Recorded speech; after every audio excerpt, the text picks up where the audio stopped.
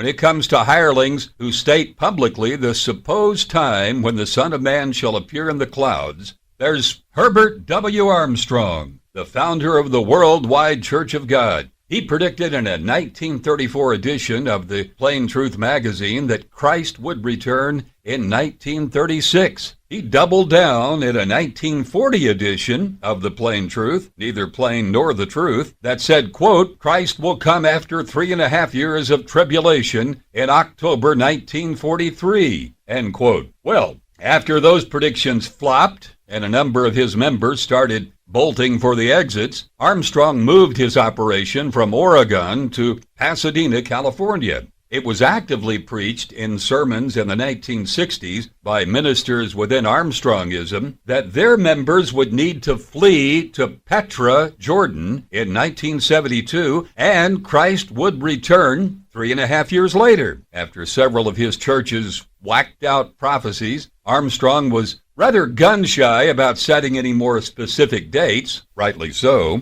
but he still just couldn't seem to shake entirely his urge to prophesy when the end would arrive. He adamantly maintained that Christ would return before he died. He died in 1986. It seems these false prophets just can't contain themselves once they go out on a limb and declare to the world, hey, y'all, I've got this insider information on this deal now, and you don't, so you just sit back and trust me on this, okay? It's absolutely appalling that they operate with such arrogance. It appears to be like it's a fix or a thrill they get in prognosticating on behalf of God, so they say. After Herbert W. Armstrong passed away, the empire he had created began to fall apart like a one-egg pudding. A power struggle took place, resulting in Herbert's original organization tossing overboard many of their core doctrines, and finally, in 2009, they changed their name from Worldwide Church of God to Grace Communion International. Since Herbert's death, countless splinter groups emerged from vintage Armstrongism, dare I say several dozen of them, and breakaways continue to pop up to this day, with new offshoots springing up all the time, here, there, and yonder, all from the lineage of what Herbert W. Armstrong concocted in 1934, eventually becoming the World Tomorrow broadcast. Until next time, this is Brother Gabriel reminding you, it takes a whole Bible to make a whole Christian. The